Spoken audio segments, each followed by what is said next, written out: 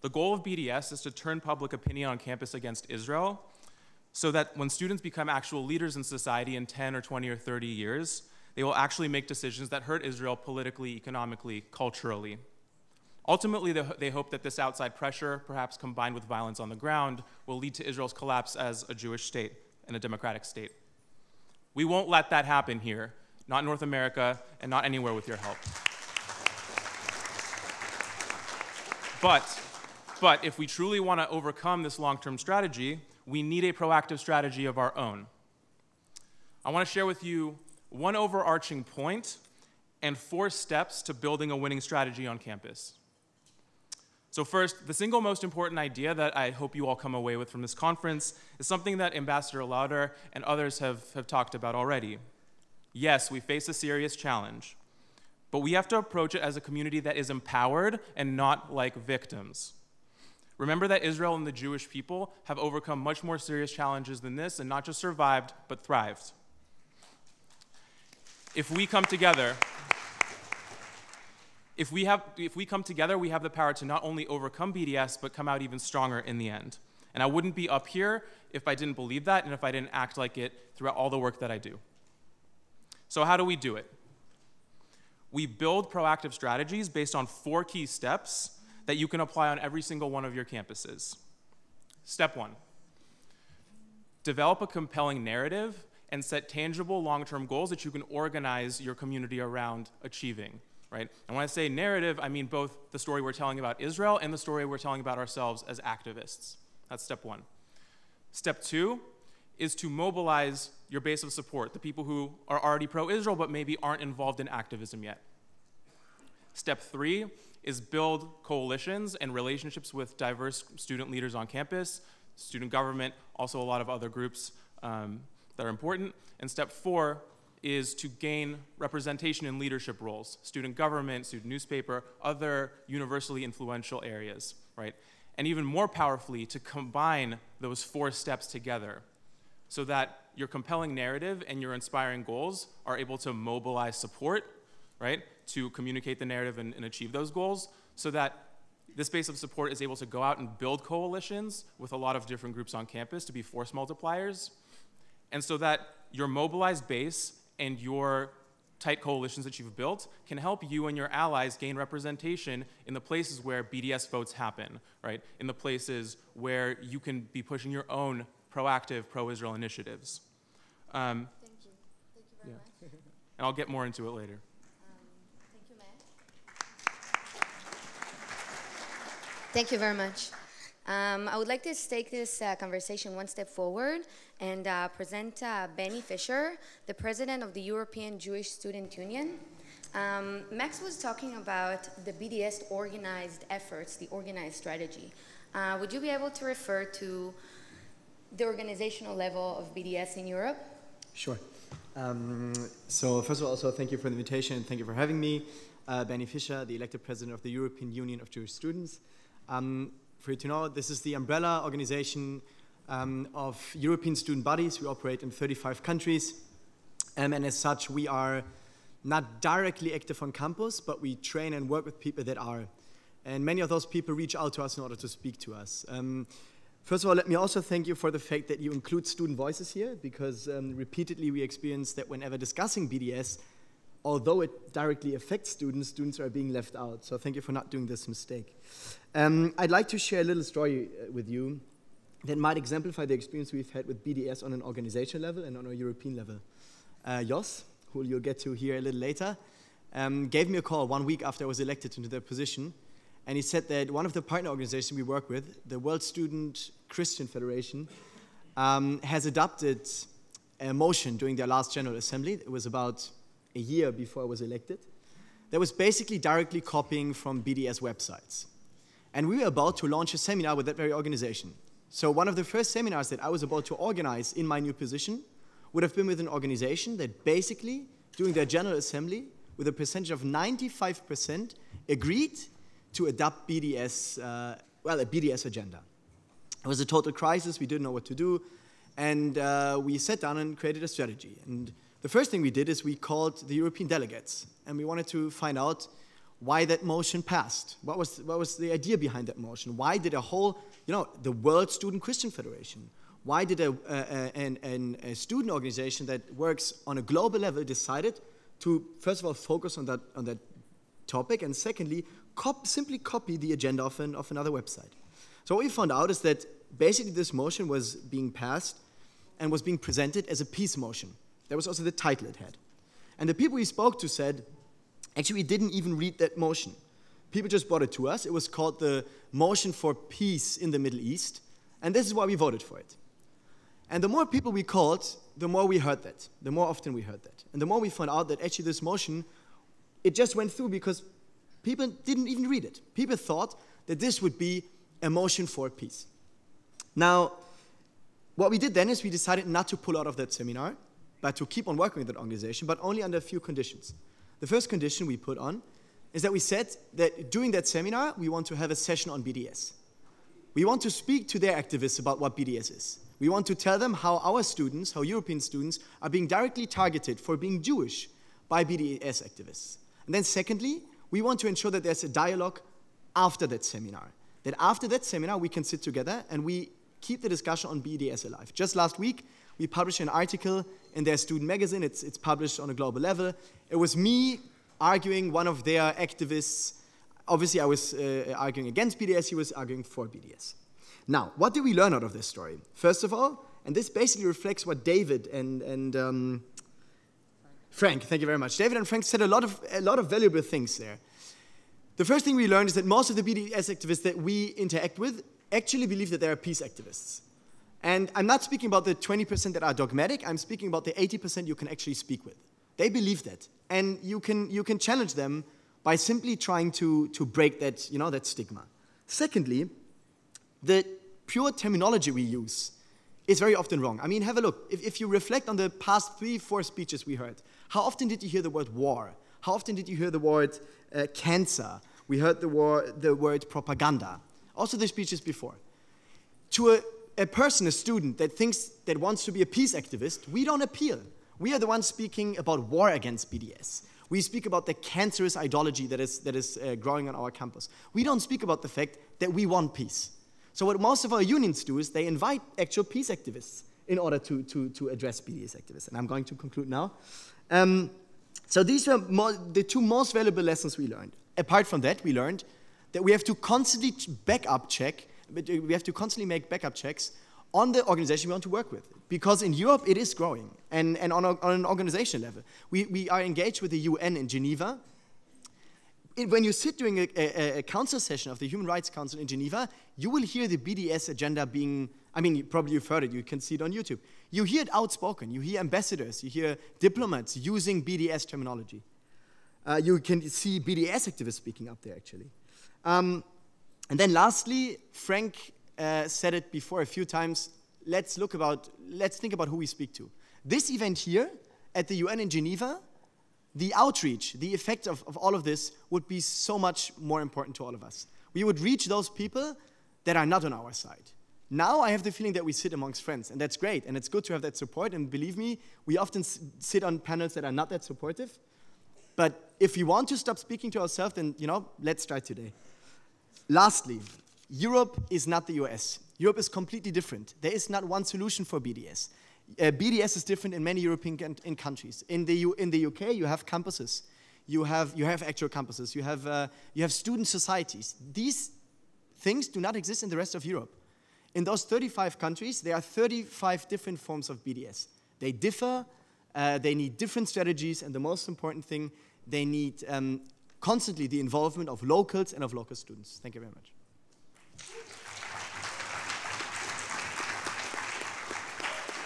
Thank you. Thank you very much for all your efforts. It sounds like it's not simple and very complicated over there.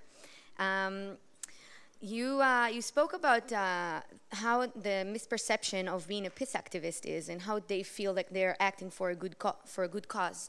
I would like to invite Yosef to join the conversation. Yosef, the chairperson of the World Union of Jewish Students. Would you be able to address the issue of intersectionality and how it affects the campus's life. Sure. Okay. Hi everyone, I'm Yosef.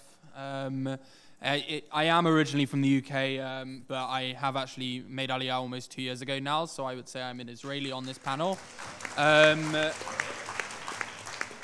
Just quickly, I think we've all had to introduce our organizations, and many of you won't have heard of WUJUS, the World Union of Jewish Students. WUJUS is the largest Jewish students organization in the world that you all probably didn't know existed. It's an umbrella network supporting Jewish students in more than 40 countries through a network of Jewish student unions, those included in EUJS, but also throughout Latin America, Australasia. I flew in from South Africa last night on a 35-hour journey, so forgive me if I don't seem completely awake. The issue of intersectionality. How many of you have heard, hands up if you've heard the word intersectionality? Okay. Hands up if you, keep your hands up if you think you understand it. Okay. Keep your hands up if you think it's stupid. Okay. It's fairly telling. Intersectionality is the theory of interrelating forms of oppression. It's a theory that is pervasive on campus, basically everywhere in the world within the left-wing student conversation.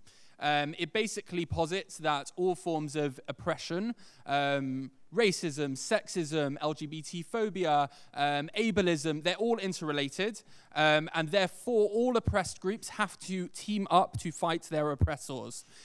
What has happened in recent years is a lot of anti-Israel organizations have managed to, I suppose, infiltrate this conversation and have made it very clear that if you are against sexism, then you also have to be against Israel. This conversation first sort of appeared on the Jewish radar, I think about a year ago maybe. There was an article in Tablet Mag. It started with why intersectionality makes you stupid. I was really disappointed when I read this. Intersectionality doesn't make you stupid. The term, before there was a term called intersectionality was called another thing. I think it was called being Jewish. When Abraham Joshua Heschel marched with Martin Luther King in Selma, it was because he was Jewish and he realized that he had that he shared something, you know, with the he as a Jew shared something with the struggle for black civil rights in America. When Joe Slovo, Helen Sussman, Ruth First, these anti-apartheid Jewish activists in South Africa were arrested alongside Nelson Mandela, they did so because they were Jewish. And today, when we fight against BDS, we need to remind the students around the world that they need to stand with us because we will stand with them when their rights are trampled.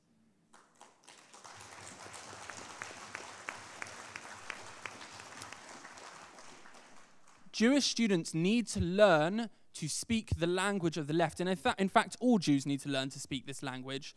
You know, I recently saw a video of Chloe over here talking about how Jews need to re-engage with the concept of Jewish power. We are so afraid to talk this language. We're so afraid to talk about the structural oppression and systematic oppression that faces us every single day. And I just came back from South Africa, and if you were to ask a black South African right now whether 20 years of relative freedom makes up for 400 years of colonial oppression, they would say, of course not.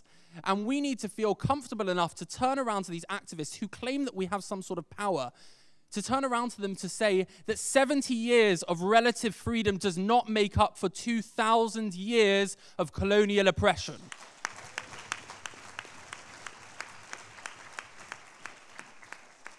Intersectionality is just the start, though, and I'm going to leave off here with one final point. We can only do this if we work together. The World Union of Jewish Students currently doesn't have a North American Union of Jewish Students. There is no body in North America that is democratic and elected like its counterparts around the world that can stand up and say, we Jewish students speak in one united voice on many different issues, not just BDS. And I want to highlight Mayor Stein, who's sitting a few rows back here, if you can wave, who is currently working on refounding the North American Union of Jewish Students, which hasn't been active since the early 90s. And I would encourage Jewish students in this room to go and seek out Mayor and talk to him about how you can get involved with a global solidarity movement to fight not just BDS, but all things that attack Jewish students today. Thank you. Thank you very much for the very interesting observations. We spoke a lot about stand with the other people and show them that we support them when we can. And I want to take us to a very, very distant, smaller community in Chile and introduce Mateus Wolff, the Vice President of the Jewish community in Chile. Despite being a 50,000 people community who lives among 500,000 Palestinian community, you guys still send a message, a positive message of standing with the others. Would you please tell us a little bit more about the two main things that you do in your community, the messages that you send as a community? Right, thanks. Hi, everyone.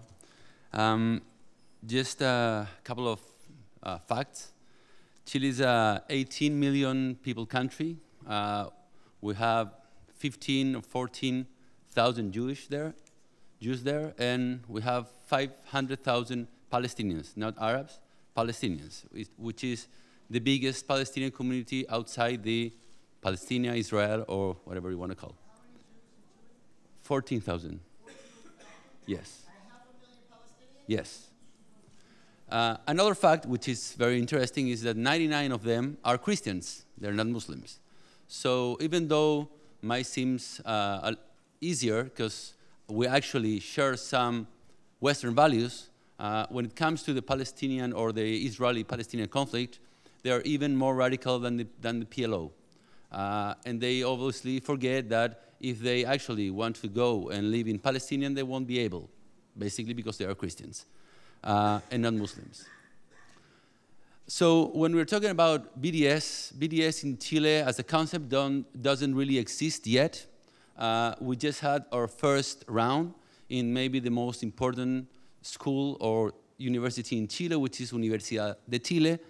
In the law school, this is the most important maybe school in Chile where almost, or at least a lot of Chilean presidents came from. And in terms of the students, they actually won a votation. But we need to understand that inside the university, you have at least 4 different levels. You have the authorities that openly doesn't support BDS. You have the teachers that 2 weeks ago, they make a declaration that they don't support BDS. You have the students that they actually did supported the BDS. But you also have the authorities of the students that nobody talked with them. So even though we understand that it's a very, very tough scenario, as you can see, there's a couple of things that we need to understand, or at least we understood as Chileans. We need to understand that Israel and the Jews, we are not the underdog anymore. We are not the victims. People doesn't look us as victims. They actually look us as the strong ones. So we're trying to explain something as we are victims, and they don't see us like that. We actually have several studies to support that, and people doesn't like Israel, but people doesn't like Palestine as well. 70 people of the Chileans doesn't know a Jew. They haven't seen, they don't know, they haven't talked with a Jew. I'm pretty sure that they did, but as Jewish, we don't open up. So the low profile, old strategy doesn't really work. So what is happening and what is actually start working for us is, and I think David and Franz had said much better than I can, but we've been playing in their court. Their court is BDS, is war, but we haven't talked, and none of us, we haven't talked about peace. And I know this will sound very naive, but when we took them into our court, that we are available to talk about peace, knowing that it's very, very complicated. We know that we have totally different visions of the conflict. But when we talk about peace, their against of whatever start to diluting. Why? Because we are being able to invite other people that are actually interested in peace. We need to understand that BDS, it's basically an emotional vehicle to make people that doesn't really know anything about the conflict to feel better about themselves. So it's like save the whales. So everybody wants to save the whales. Until everybody wants to save the whales, they don't really know about the conflict, but they want to save the whales. They want to feel better about themselves. And actually, the narrative of the Palestinians are that. So people want to support something that makes sense for them. So we don't have that narrative. But if we start talking about peace and coexistence, which is our main issue there, people start to say, you know what? The Jewish community and the Israelis, they're not as fanatic as we thought. And they actually can feel some empathy for us. We need to understand that Palestinians are oppressed by their own leaderships, sometimes by the Israelis, but they feel oppressed. And we need to acknowledge that, and we need to accept that. And if we accept that and invite them to talk about peace, it starts working. We have here actually, we have Jorge. Jorge is the president of the Chilean Student Federation, who has been fought consistently. Raise your hand. Hi, Jorge. Rock.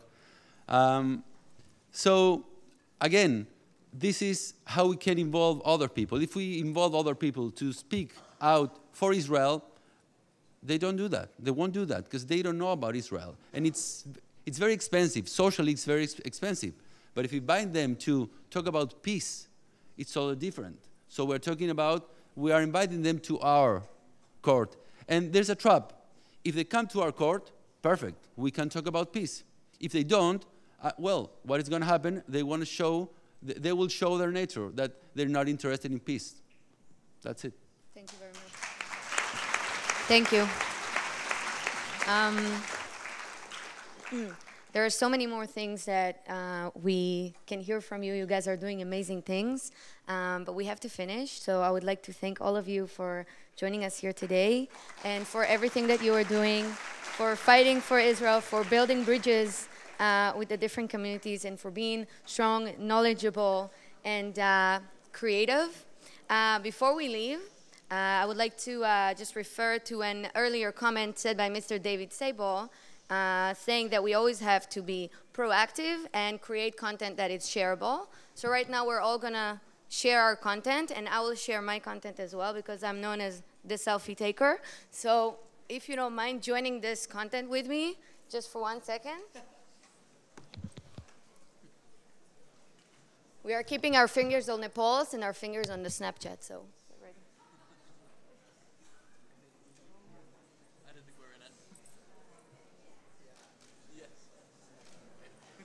Thank you. You guys should all do the same. Thank you. Thank you. Nice to meet you too. Yeah, don't go away. We have one more session.